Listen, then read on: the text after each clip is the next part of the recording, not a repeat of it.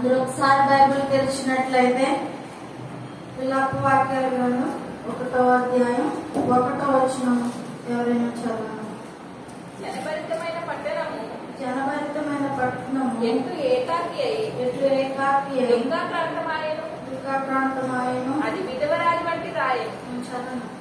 అన్యజనులలో ఘనత తెచ్చినది, సంస్థానములలో రాజకుమార్తె అయినది, ఎట్లు పన్ను చెల్లించినదైపోయేను. చాలండి. ఈ మాటలు వినడానికి ఎలా ఉన్నాయండి? చాలా సంతోషంగా ఆనందంగా ఉన్నాయా? లేవు. జనభరితమైన పట్టణము ఎట్లు ఏకాకి అయి దుఃఖక్రాంతమాయను. ఇక్కడ ఈ మాటలు ఎవరి గురించి రాయబడుతున్నాయి? ఒక వ్యక్తి గురించి కాదు, లేదా ఒక కుటుంబాన్ని గురించిన మాటలైతే ఇవి కాదు. ఎవరి గురించి రాయబడుతున్నాయి ఈ మాటలు? ఒక పట్టణం గురించి వ్రాయబడిన మాటలు. ఆ పట్టణం ఎలాగుందంట? ఎప్పుడు మనుషులతో నిండిపోయి చాలా హడావిడిగా, చాలా సంతోషంగా, చాలా ఆనందంగా ఉండే పట్టణము ఒక్కసారిగా ఎలా అయిపోయిందంట? ఏకాకిలాగా అయిపోయిందంటే ఒంటరిగా అయిపోయింది. ఏడుపులతో ఆ పట్టణం అంతా నిండిపోయిందంట. అలాంటి ఒక పట్టణం గురించి ఒక భక్తుడు రాసిన మాటలివి.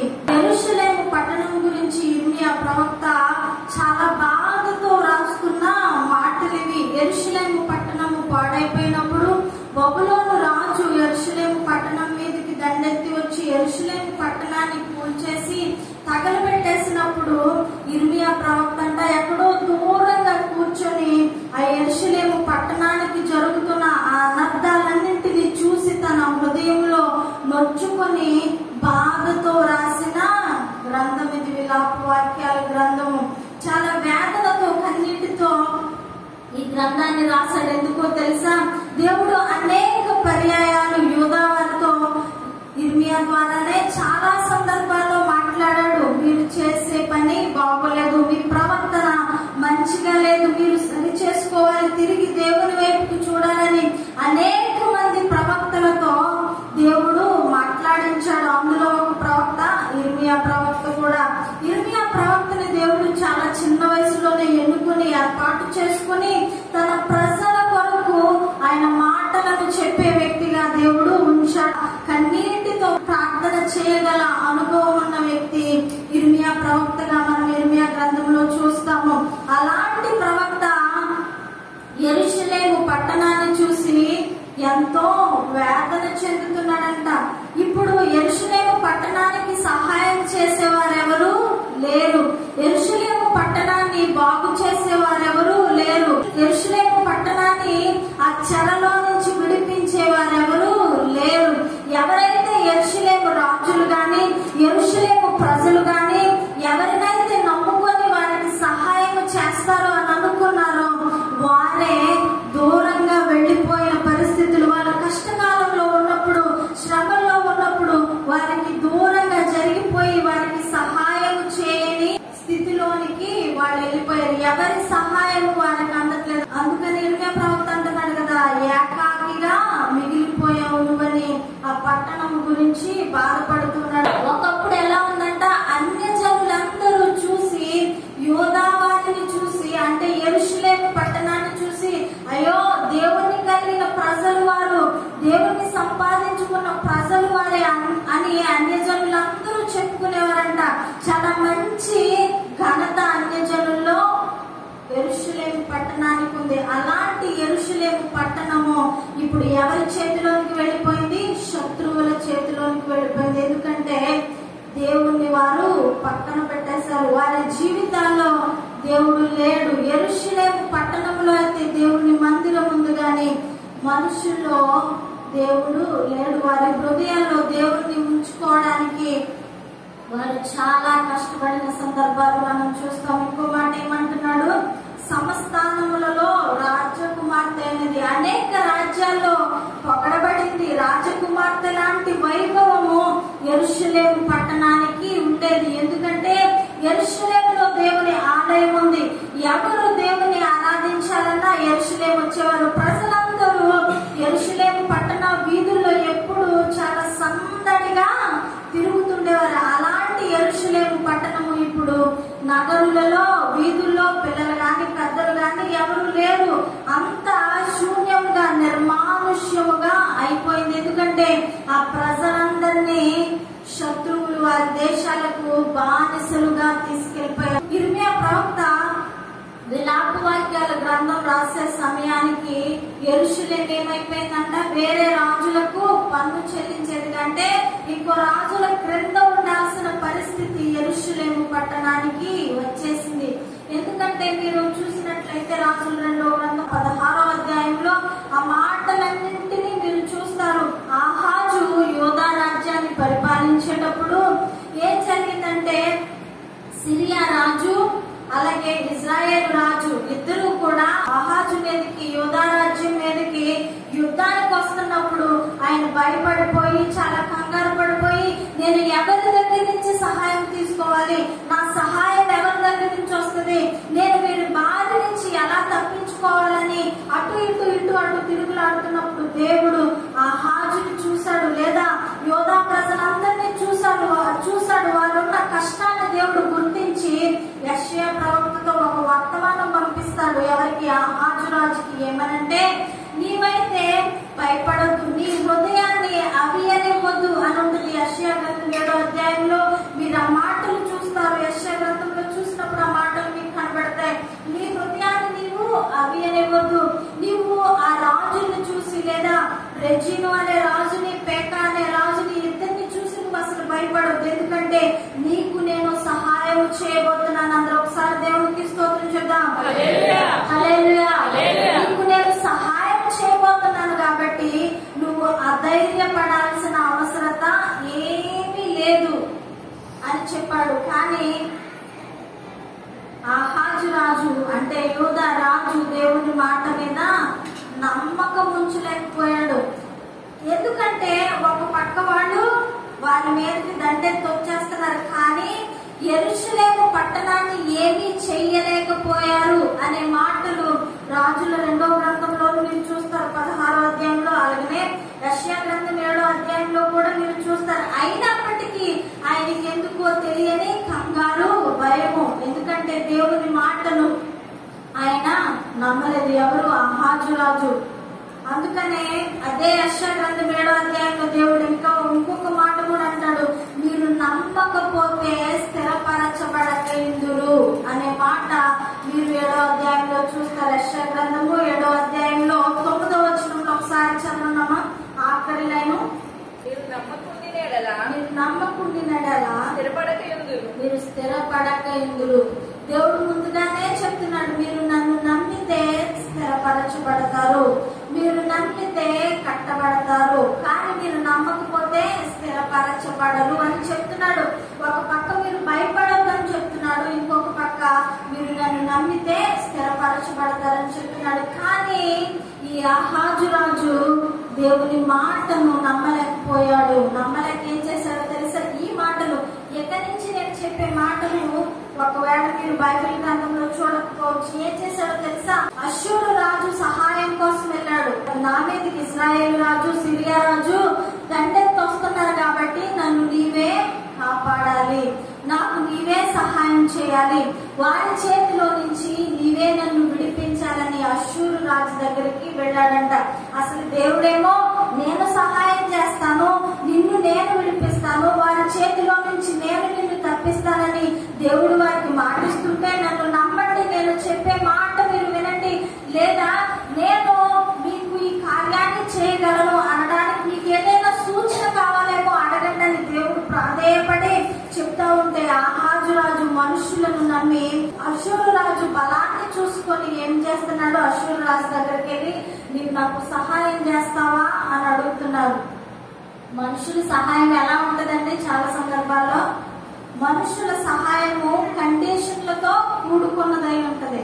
వారు మనకి ఏదైనా సహాయం చేయాలంటే నువ్వు ఇలా చేస్తే నేను నీకు సహాయం చేస్తాను, నీవు ఒకవేళ వాళ్ళు డబ్బులే సహాయం చేయాలనుకోండి, నువ్వు ఇలా చేస్తే నేను సహాయం, లేదా మాట సహాయం చేయాలనుకోండి, నువ్వు ఇలా చేస్తే నేను నీకు ఇలా చేస్తాను అని వాళ్ళు కొన్ని మనకి నియమాలు విధిస్తారు. అవి మనం ఆ నిబంధనలకు మనం కట్టుబడి ఉంటేనే వాళ్ళు మనకి సహాయం చేస్తారు. అష్షూరు రాజు కూడా మానవ మాత్రుడే కదా, అష్షూరు రాజు తిగ్లత్-పిలేసర్ III అనే ఆయన ఆహాజు రాజుకి సహాయం చేయడానికి ఇష్టపడ్డాడు. ఆయనే అప్పుడు మోస్ట్ పవర్ఫుల్ కింగ్ అన్నమాట. ఒకవేళ ఆయన యుద్ధానికి వచ్చాడని తెలిస్తే సిరియా రాజు గాని ఇజ్రాయేల్ రాజు గాని తట్టబొట్ట సర్దుకుని వెనక్కి వెళ్ళిపోతారు. ఆ నమ్మకంతో ఏం చేశాడు ఆహాజు రాజు అష్షూరు రాజు దగ్గరికి సహాయానికి వెళ్ళారు. ఆ తిగ్లత్-పిలేసర్ ఏం చేశాడు, సహాయం చేశాడు. కాకపోతే ఏమన్నాడు, నీవెప్పుడు నా కింద బానిసగానే ఉండాలి, నీవు నాకేం చేయాలి, పన్ను చెల్లించాలి. ఇక నుంచి నువ్వు ఒక స్వతంత్ర రాజ్యముగా ఉండలేవు. నేను ఏది చెప్తే నువ్వు అది చేయాలి, నేను ఏమి చేయమంటే నువ్వు అది చేయాలి అన్న నియమ నిబంధనలు ఆహాజు రాజుకి పెట్టాడంట. అసలు ఆ నిబంధనలు ఏమి లేకుండానే కదా దేవుడు సహాయం చేస్తానన్నాడు. కానీ ప్రస్తుతం ఆయన ఉన్న పరిస్థితిలో దేవుని వైపు చూడనివ్వలేదు. చాలా సందర్భాల్లో మనం చుట్టూ ఉన్న పరిస్థితులను బట్టి దేవుడు మనకి చేసిన వాగ్దానాలు గాని దేవుడు నీ జీవితంలో ఇచ్చిన మాటలు గాని మర్చిపోతూ ఉంటావు చాలా సందర్భాల్లో. ఎందుకంటే నీ చుట్టూ ఉన్న పరిస్థితులు నిన్ను అలా ప్రేరేపిస్తాయి. నువ్వు అనుకున్న కార్యాన్ని నీవు ఎప్పటికీ చూడలేవు, లేదా నీ జీవితంలో ఈ కార్యము జరగదు అని నువ్వు అనుకుంటావు, ఎందుకంటే నీ పరిస్థితులను బట్టి. కానీ నీవు చూడాల్సింది పరిస్థితిని కాదు, నీవు చూడాల్సింది ఆ పరిస్థితి కంటే గొప్పవాడైన నీ దేవుణ్ణి. అందరూ ఒకసారి దేవునికి స్తోత్రం చెప్దాం. హల్లెలూయా. ఇంకా దేవుని గురించి తెలిసి ఎంత దేవుని సన్నిధిలో ఉండే వ్యక్తే ఆహాజు రాజే. యోధా ప్రజలను అంటే దేవుని ప్రజలను పరిపాలించే ఆహాజు రాజే దేవుని వైపు చూడలేకపోయి అష్షూరు రాజుకి ఏం కట్టడానికి ఇష్టపడ్డాడు, పన్ను చెల్లించడానికి ఇష్టపడ్డాడు. ఆయన చేసిన ఆ తప్పిదం వల్ల చరిత్రలో ఇంకెప్పుడు యోధా రాజ్యం స్వతంత్ర రాజ్యముగా ఉండలేకపోయింది. ఎప్పుడు ఇంకొక రాజ్యం కిందే బానిసగా బ్రతకాల్సిన పరిస్థితి వచ్చింది యోధా రాజ్యానికి. ఆ మాటని విలాప వాక్యాల గ్రంథంలో ఇర్మియా అంటున్నాడు, నువ్వు ఎలాగో పన్ను చెల్లించేదానిగా అయిపోయావు. అసలైతే దేవుడు నీకంటూ ఒక స్థానాన్ని ఇచ్చాడు కదా, దేవుడు నీకంటూ ఒక శక్తిని సామర్థ్యాన్ని ఇచ్చాడు కదా, నువ్వు ఒక స్వతంత్ర రాజ్యముగా నిన్ను నీవే దేవుణ్ణి రాజుగా చేసుకొని నీవు నీ పరిపాలన సాగించవలసిన రాజ్యం కదా. అలాంటిది ఎవరికెంతో పని చేయాల్సిన కర్మ నీకు ఎందుకు వచ్చింది, ఎవరి అడుగు జాడల్లోనో నడవాల్సిన పరిస్థితి నీకు ఎందుకు వచ్చింది, ఎవరికో పన్ను కట్టాల్సిన పరిస్థితి నీ జీవితంలో ఎందుకు వచ్చింది అని ఒకసారి ఇర్మియా ప్రవక్త యూదా ప్రజల వారి జీవితం అంతా జ్ఞాపకం చేసుకొని పలుకుతున్న మాటలు. ఒక్కవేళ గనక ఆ యూదా పట్టణము నీ జీవితం అయితే, ఒకవేళ గనక ఆ యూదా పట్టణం నీ జీవితాన్ని నా జీవితాన్ని సూచిస్తే, దేవుడు ఒకవేళ ఈ మాటలు నీతో చెప్తున్నాడని అనుకుంటే నీ సమాధానం ఏమై ఉంటుంది? ఆ ఇర్మియా ప్రవక్త ఆ యెరూషలేము పట్టణాన్ని చూసి కన్నీరు కార్చినట్లే నిన్ను నన్ను సృజించిన దేవుడు మన జీవితాన్ని చూసి కన్నీరు కారుస్తున్నాడా, లేదా మన జీవితాన్ని చూసి ఆనందిస్తున్నాడా? అసలు ఎలాగూ ఉంది దేవుని సన్నిధిలో మన జీవితం, మన ప్రవర్తన, మన నడవడిక, లేదా మన స్థితిగతులు ఆయన ముందర ఆయన సన్నిధిలో ఎలాంటివై ఉన్నాయో ఈ మధ్యాహ్న సమయంలో మనందరము ఆలోచించుకోవాల్సిన విషయం. ఒకవేళ కనుక మన ప్రవర్తన దేవుణ్ణి దుఃఖాన్ని కలిగించేదిగా, లేదా దేవుణ్ణి ఆయాసపరిచేదిగా ఉందేమో నీవు నేను సరి చూసుకోవాలి. లేదా శత్రువుల చేతిలోకి ఒకవేళ నీ జీవితం వెళ్ళిపోయిందేమో, దేవుడు చెప్పిన మాటని నువ్వు ప్రక్కన పెట్టేసి, లేదా దేవుడు విధించిన నియమ నిబంధనలు పాటించకుండా, ఆయన కట్టడలను అనుసరించకుండా, ఆయన ఆజ్ఞలను అనుసరించకుండా నీవు దేవుని సన్నిధిలో నుంచి వేరైపోయి, లేదా దేవుని దగ్గర నుంచి నీవు వేరైపోయి శత్రువు చేతిలోకి అనగా అపవాది చేతిలోనికి నీ జీవితం ఒకవేళ వెళ్ళిపోయిందేమో, నిన్ను నీవే పరీక్షించుకోవాల్సిన సమయం ఇది. అని దేవుడు చాలా కరుణా సంపన్నుడండి. దేవుడు నీవు పడిపోయిన స్థితిలోనే నిన్నుంచే దేవుడు అయితే మాత్రము ఎప్పుడూ కాదు. ఒకవేళ నీ జీవితంలో నిన్ను సరిచేయడానికి, దేవుడితో సహవాసంలోనికి మళ్ళీ నిన్ను తీసుకొని రావడానికి, నిన్ను ఒకవేళ శిక్షించినా గానీ దేవుడు మళ్ళీ తిరిగి నీ పూర్వ వైభవాన్ని నీ జీవితంలో నీకు ఇచ్చే దేవుడు. నమ్మితే దేవుడు ఖచ్చితంగా అలా చేయగల సమర్థుడు. కానీ అలా ఒకవేళ తిరిగి మళ్ళీ దేవుడు నిన్ను జ్ఞాపకం చేసుకోవాలంటే రెండు విషయాలు నీ జీవితంలో ఉండాలి. ఒకటి, దేవుని వైపు తిరిగేదానుగా తిరిగేవాడవుగా నీవు ఉండాలి. రెండు, నీ కొరకు విజ్ఞాపన చేసే వ్యక్తులు నీ జీవితంలో నీవు కలిగి ఉండాలి. అసలు యెరూషలేము పట్టణాన్ని దేవుడు తిరిగి నిర్మించడానికి గల కారణం, ఎలాగైతే యెరూషలేము పట్టణము పాడైపోయినట్లుగానే దేవుడు ఉంచాడా? ఇర్మియా ప్రవక్త అంటాడు కదా 5వ అధ్యాయం 21వ వచనంలో ఏమంటాడంటే, దేవుడితో మా పూర్వ స్థితి మరలా మాకు కలుగజేయము. అందరూ ఒకసారి దేవునికి స్తోత్రం చెప్దాం. యెరూషలేము పట్టణం ఎలాగైతే ఉండేదో, యోధా ప్రజలుగా మేము దేవుని సన్నిధిలో ఎప్పుడు కొనసాగుతూ ఆ యెరూషలేము పట్టణంలో మేము ఎలాగైతే సంతోషముగా ఆనందముగా ఉండేవారమో అలాంటి స్థితిని తిరిగి మాకు దయచేయని దేవుని దగ్గర ఏం చేస్తున్నాడు? ఇర్మియా ప్రవక్త విజ్ఞాపన చేస్తున్నాడు. ఏం చేస్తున్నాడు? విజ్ఞాపన చేస్తున్నాడు, ప్రార్థన చేస్తున్నాడు. అయ్యా, మళ్ళీ ఒకసారి నన్ను, నా దేశాన్ని, నా పట్టణాన్ని నీవు జ్ఞాపకం చేసుకో. పాడైపోయిన స్థితిలో ఉన్న నా పట్టణాన్ని తిరిగి నీవు మరలా కట్టించు. ఒకవేళ ప్రస్తుతానికి మా జీవితాలు శత్రువుల చేతిలో ఉన్న ఆ శత్రువుల చేతిలో నుండి నీవు మమ్మల్ని విడిపించి తిరిగి మాకు పూర్వ వైభవాన్ని కలిగించు అని ప్రార్థన చేస్తా ఉన్నాడు. ఒకవేళ కనుక నీ జీవితం యెరూషలేము పట్టణాన్ని సూచిస్తా ఉంటే, యెరూషలేము పట్టణము పాడైపోయినట్లుగా నీ జీవితం కనుక పాడైపోతే, దేవునికి ఇష్టం లేని క్రియలు, దేవునికి ఆయాసకరమైన క్రియలు, లేదా పాపంలో శాపంలో నువ్వు కొట్టబడి అపవాది చేతులకు కనుక నీవు చిక్కుపోతే, నువ్వు చూడాల్సింది దేవుడి వైపే. మరలా ఒకసారి నన్ను జ్ఞాపకం చేసుకోయా, మరలా ఒకసారి నన్ను దర్శించయా అని మనం దేవుని సన్నిధిలో ప్రార్థించే వారంగా ఉండాలి. అలాగే నిన్ను బట్టి నీ దాసులు ప్రార్థన చేస్తారు. ఎప్పుడో తెలుసా? నీవు దేవుని సన్నిధిలో కనబడినప్పుడు. అందరూ ఒకసారి దేవునికి స్తోత్రం చెప్దాం. హల్లెలూయా. ఒకసారి మీరు దానియేలు గ్రంథాన్ని తెరిచినట్లయితే దానియేలు కూడా ప్రార్థన చేస్తా ఉంటాడు. దానియేలు 6వ అధ్యాయం 10వ వచనంలో ఒక మాట మీరు చూస్తారు.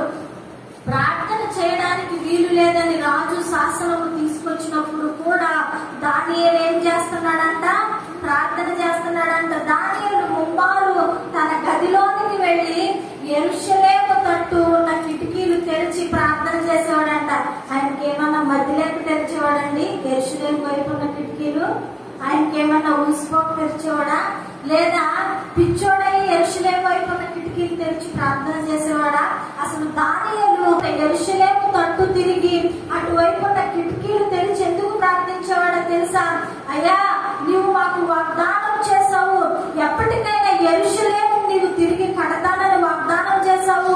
యెరూషలేము పట్టణస్తులందరినీ, యోధా ప్రజలందరినీ నీవు యెరూషలేముకు తిరిగి రప్పిస్తానని వాగ్దానం చేసావు కదా, నీవు మర్చిపోవద్దయా. నీ సమయంలో మమ్మల్ని జ్ఞాపకం చేసుకుని ప్రతిరోజు రోజుకి 3 సార్లు ఆ యెరూషలేము వైపు ఉన్న కిటికీలను తెరిచి దానియేలు ప్రార్థన చేసేవాడు. నమ్మిన వారందరూ ఒకసారి దేవునికి స్తోత్రం చెప్దాం. అదే ప్రార్థన. అసలు ఆయన యెరూషలేము గురించే ప్రార్థన చేశాడని నువ్వెలా చెప్పేస్తావు అని ఒకవేళ మీరు అడగొచ్చు. 9వ అధ్యాయంలో చూస్తే ఆయన ప్రార్థన ఉంటదండి. నాకు బైబిల్ గ్రంథంలో ఇష్టమైన ప్రార్థనలలో ఇది కూడా ఒక ప్రార్థన. దానియేలు ప్రార్థన మనస్సుని కదిలించేదిగా ఉంటుంది. ఏమంటాడో తెలుసా? అయ్యా, నీకు వ్యతిరేకంగా మా జీవితాల్లో మేము పాపం చేశామయ్యా. నీ తప్పేమీ లేదు, నీవు చాలా నీతిమంతుడు కాబట్టే నీవు అనీతిని సహించవు, అక్రమాన్ని సహించవు కాబట్టే మేము ఈ స్థితిలో ఉన్నాము. కానీ నీవు ఇర్మియా ప్రవక్తతో వాగ్దానం చేసినట్లుగా మమ్మల్ని 70 సంవత్సరాల తర్వాత జ్ఞాపకం చేసుకుంటానన్నావు. నీవు అన్న సమయం అయిపోయిందయ్యా. ఇకనైనా మమ్మల్ని జ్ఞాపకం చేసుకుంటావా? ఇకనైనా మాకు తిరిగి మా పూర్వ స్థితిని ఇస్తావా? ఇకనైనా మేము యెరూషలేము పట్టణంలో అడుగు పెట్టడానికి మాకు కృప చూపుతావా అని దానియేలు ఆ 9వ అధ్యాయంలో ప్రార్థన చేసినట్లుగా మనందరం చూస్తాం. అందుకంటే దానియేలు యెరూషలేము తట్టు కిటికీలు తెరిచి ప్రార్థన చేస్తూ ఉండేవాడు. ఆయన పిచ్చోడైపోయేదే కాదు, కానీ ఒకటే జ్ఞాపకం చేసుకోవాలి. నువ్వు ఏ సందర్భంలోనైనా ఒకటే జ్ఞాపకం చేసుకోవాలి. జకరియా గ్రంథంలో కూడా 1వ అధ్యాయంలో చూసినట్లయితే అక్కడ కూడా అంటాడు, నీవు మమ్మల్ని జ్ఞాపకం చేసుకుంటావా, యెరూషలేము పట్టణాన్ని తిరిగి కట్టిస్తావా అని భక్తుడు ప్రార్థించినట్లుగా మనం ఆ ప్రార్థనలో చూసినప్పుడు ఆ జకరియా గ్రంథంలోనే దేవుడు యోధా ప్రజలకు ఒక మంచి వాగ్దానాన్ని చేస్తాడండి. ఆ మాటలన్నీ చెప్పడానికి ఇప్పుడు సమయం కాదు, కానీ ఇంకొక రోజు ఎప్పుడైనా అసలు దేవుడు ఏమి వాగ్దానం చేశాడు, అసలు ఎందుకు యోధా ప్రజల్ని దేవుడు జ్ఞాపకం చేసుకున్నాడనే విషయాన్ని మీకు మరొకసారి మీ ముందుంచడానికి ఇష్టపడతాను. జకరియా గ్రంథం 1వ అధ్యాయం 16వ వచనంలో చూసినట్లయితే, నీవు యెరూషలేము పట్టణాన్ని జ్ఞాపకం చేసుకోమని అడుగుతున్నట్లుగా అక్కడ వ్రాయబడి ఉంటుంది. అనేక మంది భక్తుల ప్రార్థన ఆ యెరూషలేము పట్టణం మీద ఉంది. ఆ యెరూషలేము పట్టణము పాడైపోతా ఉన్నప్పుడు అనేక మంది ప్రవక్తల ద్వారా దేవుడు వారితో మాట్లాడాడు. ఏమనంటే, నీవు చేసే పని మంచిగా లేదు, నీ ప్రవర్తన దేవుని సన్నిధిలో సరిగా లేదు, నీవు సరి చేసుకో అని చెప్పినప్పుడు యోధా ప్రజలు అంటే యెరూషలేము పట్టణస్తులు ఎవరు వినలేదు. అందుకనే దేవుడు వారి జీవితాల్లో ఏం చేశాడు, ఒక కష్టాన్ని కలుగజేశాడు. వారి జీవితాల్లో వెళ్ళకూడని స్థలాల్లో వారిని ఉంచాడు. బానిసత్వంలోనికి తిరిగి వారిని పంపించాడు. దేవుడి ఉగ్రత మనల్ని నాశనం చేయడానికి కాదండి. God's wrath is designed to bring people back to him, to bring people to repentance and to restore them, not to harm them, not to destroy them. దేవుని ఉగ్రత ఏదైతే ఉందో అది మనుషుల్ని పూర్తిగా నాశనం చేసేయడానికి కాదండి దేవుని ఉగ్రత.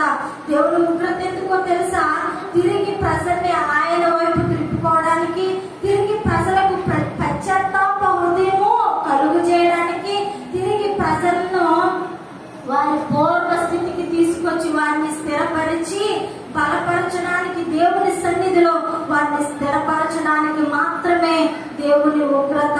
నమ్మిన వారందరూ ఒకసారి దేవునికి స్తోత్రం చెప్దాం. కానీ నీవు దేవుని సన్నిధిలో ఉండవలసిన రీతిగా ఉండకపోయినా, దేవుని సన్నిధిలో దేవుని ముందు నువ్వు నడుచుకోవలసిన రీతిలో నడుచుకోకపోయినా దేవుడు చూస్తూ ఊరుకుండే దేవుడు మాత్రం కాదు. కానీ నీవు దేవుని సన్నిధికి దూరం అయిపోయిన ప్రతిసారి కూడా మరలా ఒకసారి నీ స్థితిని నీవే ఇవాల్యుయేట్ చేసుకొని దేవుని సన్నిధిలో ప్రార్థించాలి. లేదా నీ కొరకు విజ్ఞాపన చేసే వ్యక్తుల్ని నీ జీవితంలో నీవు సంపాదించుకోవాలి. నేను ఇక్కడ నిలబడి చెప్తున్నాను, ప్రతిరోజు మీకోసం ప్రార్థన చేయకుండా మా రోజైతే గడిచిపోదు. మీరు నమ్మకపోయినా దేవుని దగ్గర మా ప్రార్థనలు అయితే ఉంటున్నాయి. కానీ మేము ప్రార్థన చేస్తేనే సరిపోదు కదా, మీరు కూడా దేవుని సన్నిధిలో ఏం చేయాలి, మిమ్మల్ని మీరే పరిశీలన చేసుకోవాలి. నా జీవితం పాడైపోయిన స్థితిలో ఉందా, పట్టబడిన స్థితిలో ఉందా, అపవాది చేతుల్లోకి వెళ్ళిపోయిందా, లేదా నీ స్వరము వినబడింది, లేదా నిన్ను చూడలేని స్థితిలోకి నా జీవితం దిగజారిపోయిందా, ఎలా ఉంది నా జీవితం అయ్యా నీ సన్నిధిలో అని నీవు దేవుని అడిగి ప్రార్థన చేయాల్సిన అవసరత ఎంతైనా ఉంది. దైవజనులుగా మీ కొరకు మేము ఎంత ప్రార్థన చేసినా దేవుని సన్నిధిలో నీవు నలగొట్టబడడానికి ఇష్టపడకపోతే, దేవుని సన్నిధిలో నిన్ను నీవు ఒక పాత్రగా మలుచుకోవడానికి ఇష్టపడకపోతే నీ జీవితం అనేది ఎప్పటికీ సరిచేయబడదు. ఎలాగైతే పాడైపోయిన స్థితిలో ఉందో అలాంటి స్థితిలోనే మిగిలిపోయే పరిస్థితులు నీ జీవితంలో ఉంటాయి. కానీ దేవుడు ఎప్పటికీ నువ్వు ఆ స్థితిలోనే ఉండాలని, నువ్వు పడిపోయిన స్థితిలోనే ఉండాలని, పాడైపోయిన స్థితిలోనే ఉండాలని, ఎందుకు పనికిరాని స్థితిలో ఉండాలని ఆయన కోరుకోవట్లేదు. ఎందుకంటే ఆయన బిడ్డలుగా మనల్ని దేవుడు ఎప్పుడు ఒక ఉన్నతమైన స్థానంలో చూడాలని, ఆయనకి ఇష్టమయ్యే బిడ్డగా నీవు నేను బ్రతకాలని ఆయన ఆశపడతాడు. ఈ లోక సంబంధమైన తల్లిదండ్రులే నువ్వు చెడు మార్గాల్లో వెళ్ళిపోతూ ఉంటే, వారికి ఇష్టం లేని పనులు చేస్తా ఉంటే బాధపడ